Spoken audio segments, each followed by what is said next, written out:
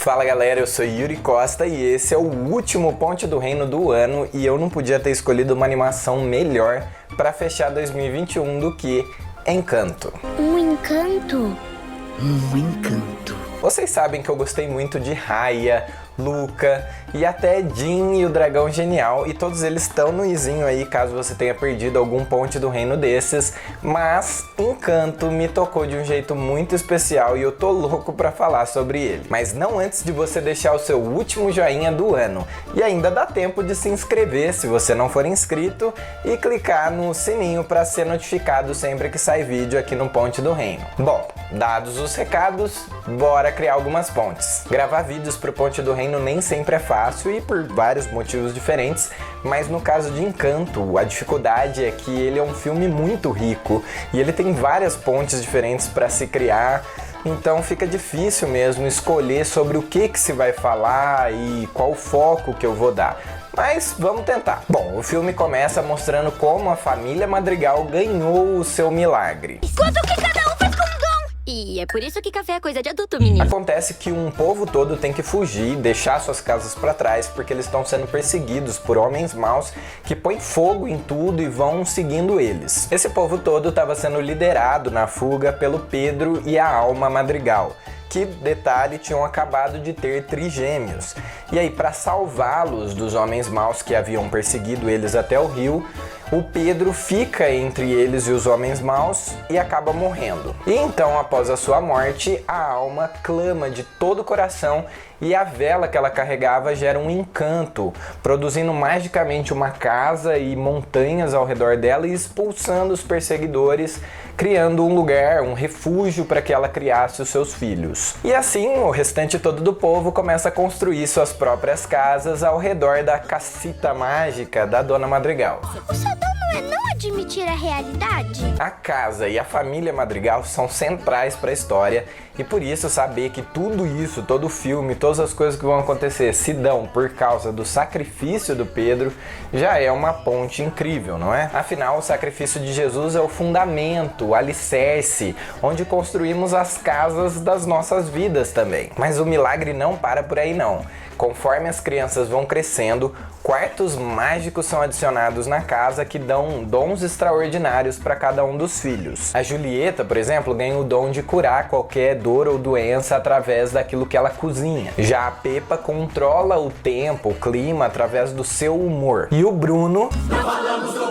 era capaz de ver o futuro. E bem, eu acho essa primeira geração de dons bem curiosa, porque afinal... curas, dons proféticos e milagres relacionados à natureza eram bem comuns na vida de Jesus e dos seus discípulos, não é mesmo? Enfim, os três crescem e então vêm os netos, que também ganham seus próprios dons. A Luísa era super forte, a Isabela conseguia criar flores em qualquer lugar, a Dolores conseguia escutar o menor ruído a uma grande distância, e o Camilo, ele tinha a capacidade de se transformar imitando a aparência física das outras pessoas. E o Antônio tava para ganhar o seu dom, que acaba se revelando a capacidade de se comunicar com os animais. Essa segunda geração de dons me faz pensar no céu e em como os nossos corpos vão ser quando glorificados. Teremos os nossos sentidos aguçados, seremos super fortes e poderemos conversar com os animais. Tá, eu não sei se vai ser exatamente assim, mas é como eu imagino quando eu leio os relatos bíblicos. Eu consigo entender você. E é claro que eu omiti de propósito a Mirabel, que é a personagem principal que não ganha nenhum dom. E o filme todo gira em torno disso, dela e dessa situação. Ué, a Mirabel não ganhou um dom. Você não ganhou um dom? Mas veja, os dons eles eram incríveis, mas eles tinham um propósito, que era fortalecer a própria família deles e servir a comunidade. E isso também é uma ponte excelente. Afinal, os dons ou presentes que Deus nos deu também servem para fortalecer a nossa família ou igreja e para que nós sirvamos a comunidade à nossa volta. Mas o problema se dá quando a gente começa a confundir a nossa identidade com aquilo que a gente realiza.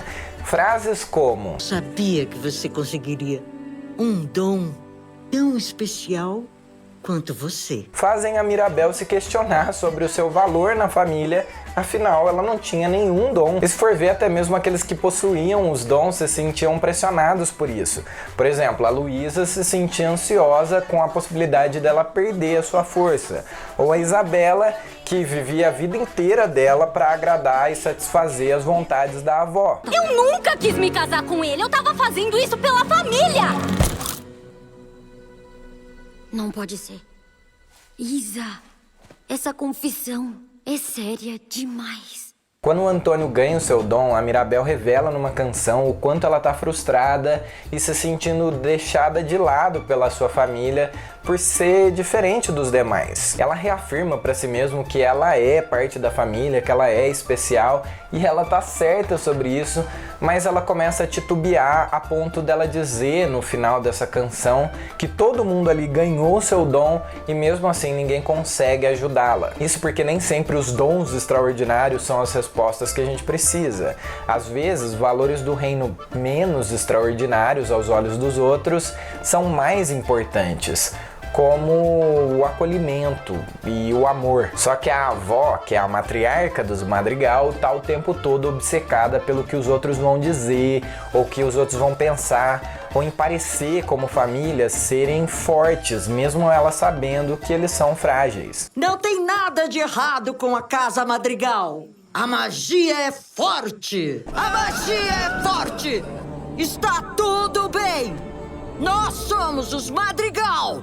Se nossa família soubesse como nós somos frágeis. E assim, enquanto a Mirabel tá isolada dos demais que estão lá curtindo a festa em homenagem ao dom novo do Antônio, ela presencia que a casa tá começando a ruir. A vela tá começando a apagar, as portas dos dons de cada um deles tá começando a piscar e rachaduras começam a correr pela casa. Preocupada, ela corre lá avisar todo mundo, mas quando a abuela vai checar e vê que tá tudo normal, ela faz questão de dizer para todos que tá tudo bem, de uma forma que parece que a Mirabel só tava tentando chamar a atenção para si mesma. Eu sei o que eu vi. E aqui entram duas coisas que eu acho super importantes a gente tratar. A primeira é se a Mirabel realmente não tem nenhum tipo de dom extraordinário, porque ao longo do filme eu me questiono isso várias vezes. Talvez não fosse um dom permanente que ela tinha consigo e podia usar a hora que ela quisesse, mas dons que vinham sobre ela em momentos específicos, porque na boa eu não consigo explicar certas cenas desse filme de outra forma. Olha só, a Mirabel tem uma sorte enorme, uma habilidade para dançar, cantar, saltar, escalar, fazer um monte de acrobacias impressionantes e de alguma forma ela percebe tudo o que tá para acontecer com a casa antes mesmo que aconteça.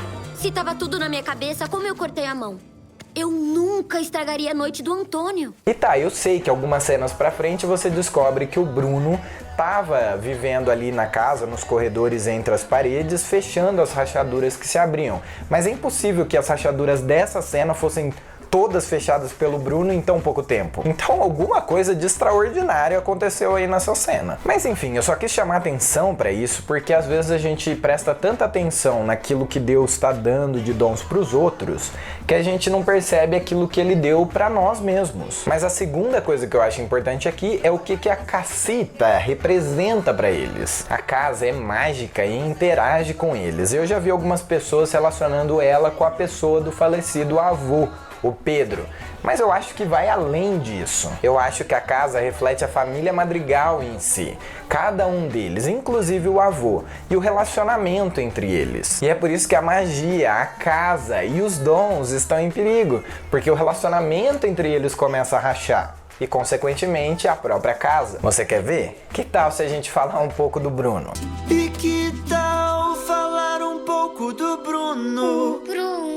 O Bruno era desprezado pelas pessoas porque quando ele usava o seu dom de ver o futuro, às vezes ele via coisas ruins. E quando elas se concretizavam, as pessoas relacionavam ele a uma espécie de mau agouro, como se ele fosse o culpado das coisas acontecerem. Por isso, quando ele prevê que a Mirabel ia ter alguma relação com a destruição da casa e dos dons, ele resolve fugir para proteger a menina.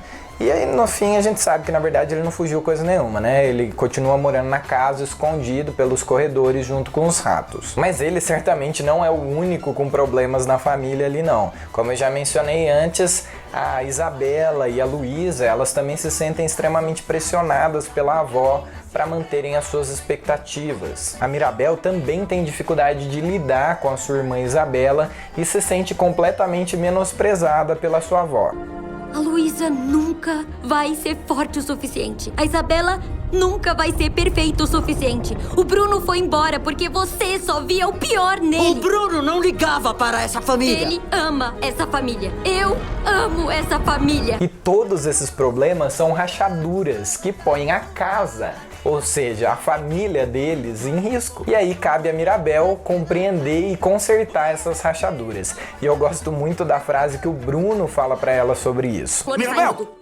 Desculpe, relaxa, relaxa. Olha, você está perdendo o foco. O destino da família não depende dela. Depende de você. Os nossos relacionamentos também são assim. Eles não dependem dos outros, mas do que nós vamos fazer a respeito disso. E a Mirabel faz isso muito bem. Ela escuta sobre a ansiedade da Luísa em perder a sua força e sobre como a Isabela estava prestes a se casar só para atender as expectativas da avó. Então ela dá boas palavras para elas. Ela as ama, as abraça e com isso fortalece o relacionamento deles. Mas a rachadura principal é entre ela, a Mirabel, e a avó. E numa última briga, a casa toda vem abaixo e com ela os dons. Todos nós amamos essa família. É você que não se importa. Você que tá acabando com a nossa casa. Você não O ouve! milagre tá arruinado por sua causa.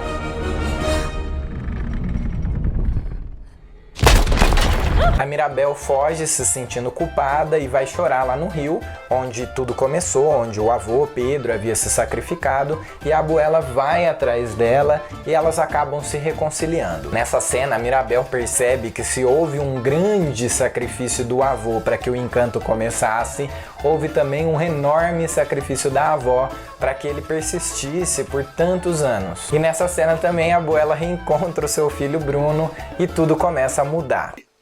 Brunito, parece que eu perdi alguma coisa importante. Eles todos reconstroem juntos sua casa e com o auxílio de todo o pessoal da vila, que representa para nós a nossa família estendida, ou a igreja, que com ou sem milagre estavam todos juntos ali servindo uns aos outros. É lindo de ver. A vila toda se chegou. Eles percebem que eles são mais do que os seus dons, que eles em si são o milagre, são o presente de Deus uns para os outros, assim como eu e você. Veja, não o que fazemos, mas quem somos é que é o presente de Deus para nossa família, para nossa igreja e para esse mundo.